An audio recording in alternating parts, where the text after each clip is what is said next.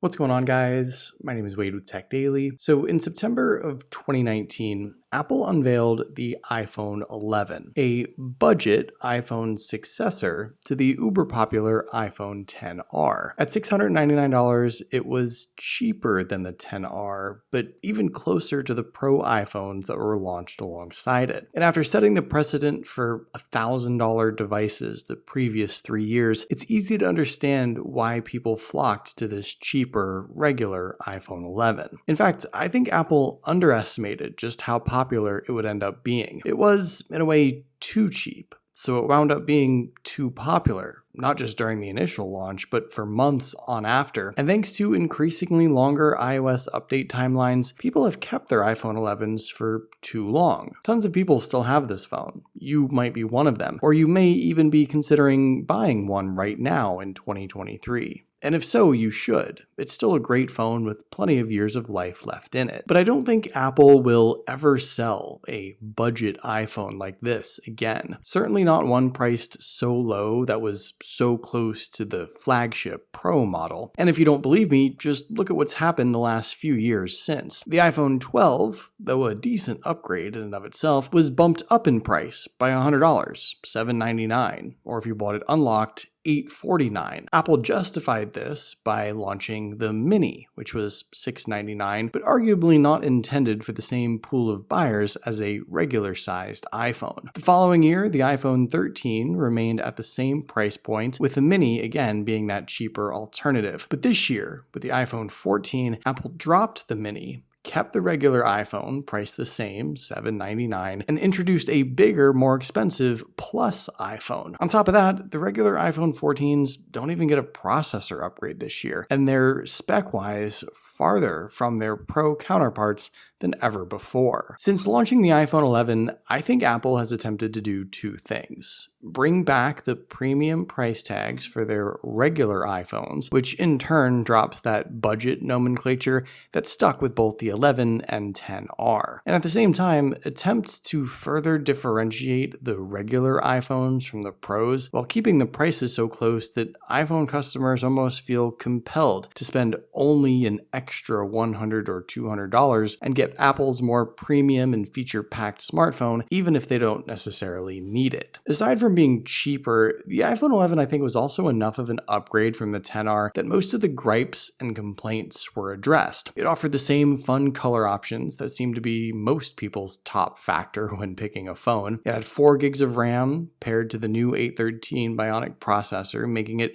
equally as powerful as the 11 Pros. It offered significant camera improvements, including the addition of the wide-angle lens, a better selfie camera, and features like night mode and improved portrait pics. And it was a little tougher too, with an IP68 rating, making it more water-resistant for any accidental splashes or afternoons by the pool. And if you'll be spending some afternoons by the pool this summer, or maybe you just want to keep cool wherever you are, I definitely recommend picking up Ranvu's new Ice 3. This is an AI-powered, automated cooling and heating wearable with additional health and wellness capabilities, and it is the most advanced personal neck fan available. The new Ice 3 has 4 Ice Max engines with 7 upward and downward air ducts that blow a constant stream of cool air all around you. There's also 4 core cooling semiconductors on the sides, and this gets cold to the touch within seconds. You'll feel comfortable even in temperatures exceeding 105 degrees. And if you're in a cold environment, get a constant stream of warm air paired with a heated neckband. The Ice 3 has a full-color touchscreen built in for controlling all the heating and cooling modes, and you can also view other health and wellness measurements like your heart rate, steps, and blood oxygen level, which are monitored by a set of sensors on the neckband. You can also use it with the dedicated Met Aura OS app, which has helpful visuals and all the same heating and cooling controls. And one more thing, the Ice 3 is AI powered, so if it senses that you're warm or that it's a bit cold out, it can automatically start cooling you down or warming you up. It takes into account the ambient temperature and various body measurements, and it understands your needs almost better than you do. It's powered by a 7,000 milliamp battery, so it can keep working for you all day long, and it can also be used as a desk fan when it's resting on its stand. Get the best deal on Ranvu's new Ice 3 with their limited time offer on Indiegogo, early bird pricing and a 30% discount, or purchase it directly on Amazon or Ranvu's official website. There's coupons and discount codes available there as well, and thanks so much to Ranvu for sponsoring this video. So for as good as the iPhone 11 was,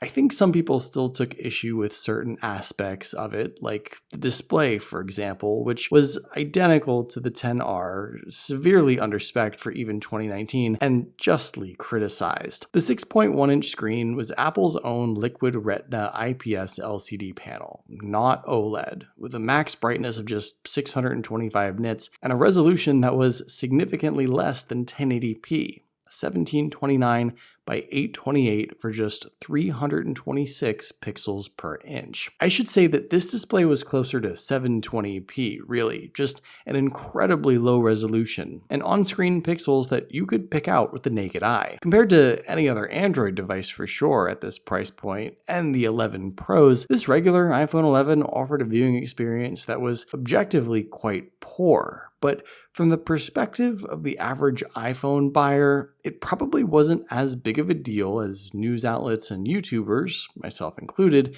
made it out to be. Put this into the hands of 90% of iPhone users, and they probably couldn't tell a difference. Just like most people can't tell much of a difference between 60, 90, and 120 Hz displays. That stuff is reserved for the particularly picky and tech-savvy amongst us. But for everyone else who just browses YouTube videos at a default 720 resolution or scrolls through Facebook, the iPhone 11's low-res screen was not of any real concern. I actually think performance is more of a universal topic of concern. Most people notice when their iPhones start to slow down from iOS updates or when the battery isn't lasting as long as it used to. But for the iPhone 11, Apple essentially evened out every aspect of performance with the Pros, and since its launch, Apple continues to support this phone with major iOS updates, and likely will keep doing so for years to come. With the A13 Bionic and 4 gigs of RAM, not only was this phone upgraded from the XR across the board and on par with the $1,000 Pros, today, thanks to Apple not upgrading the iPhone 14s, it's only 2 steps behind the most recent iPhone. And since Apple seems to no longer be allowed to throttle older devices via software updates, this phone I think feels just as fast and as powerful as it did on day one. Like I said too, Apple seems keen on supporting iOS devices for 6 or 7 or 8 years now, maybe even longer than that. So this iPhone 11 may very well be not even halfway through its software support cycle, which means those of you who still have this phone are probably good for a while. And those of you who might want to buy one today can rest assured knowing Apple won't be dropping support on it anytime soon. Also, what's really cool is that this iPhone 11 still has 100% battery health. My current iPhone 14 Pro doesn't even have that. I got this iPhone 11 from Plug Tech. This is probably my 5th or 6th iPhone I've gotten from them actually. They sell gently used and refurbished smartphones, iPads, laptops, AirPods, and more, all at crazy discounts. This iPhone XR is available for like $300 right now, and it's in really good condition. No marks, no scratches, no dings, no dents. The screen is flawless, everything works, including Face ID. It's unlocked for any carrier. It's about as nice as a day one device is. I tend to use Plug Tech nowadays instead of like Amazon Renewed, just because Plug Tech has better quality devices and better customer support too. So I actually think the main reason why the iPhone 11 wound up to be such a good value was because of the cameras. The iPhone XR had a single lens rear camera that wasn't great by itself and relied heavily on software to accomplish things like portrait pics that really didn't look good. You also got no night mode and a selfie camera that was subpar too. The iPhone 11 added the ultra-wide, upgraded the selfie camera with the hardware and 4K video recording, and added nearly all the shooting modes and features found on the Pros, including night mode. The XR camera felt like a budget setup. It was, honestly, but the iPhone 11 camera setup was more in line with where things were headed, namely an almost 100% laser focus, pun intended, on camera tech that would ultimately be the main and only thing Apple upgrades on its phones for the following few years. The iPhone 11 is still quite a bit behind today's smartphones because of that, so if pictures and videos are your primary concern, it might make sense to get something else. But like with most things on the iPhone, for a vast majority of folks who just whip out their camera, snap a quick pic, and then are done without much thought, the iPhone 11 will still get the job done. Now, you could argue that over time, whether it be inflation or a better overall product or more features, that everything, including the iPhone, will continue to get more expensive. You might also say that the iPhone SE is supposed to be the cheaper budget iPhone, which is partly true, but I actually think Apple simply wants people to be buying their premium products, the Pros. And because of that, there isn't ever going to be a regular iPhone that's both significantly cheaper and strikingly similar to the Pros again. I'll take it a step further and say that Apple may even ditch the regular iPhones altogether someday. Your choice will be an iPhone Pro or an iPhone Ultra. The regular iPhone might become the iPhone SE and will either be so under-spec'd or priced so high that it makes no sense to get it. With the iPhone 14s this year, I think we're already almost there anyway. And all of this to me confirms the fact that the iPhone 11 really was too good and too cheap.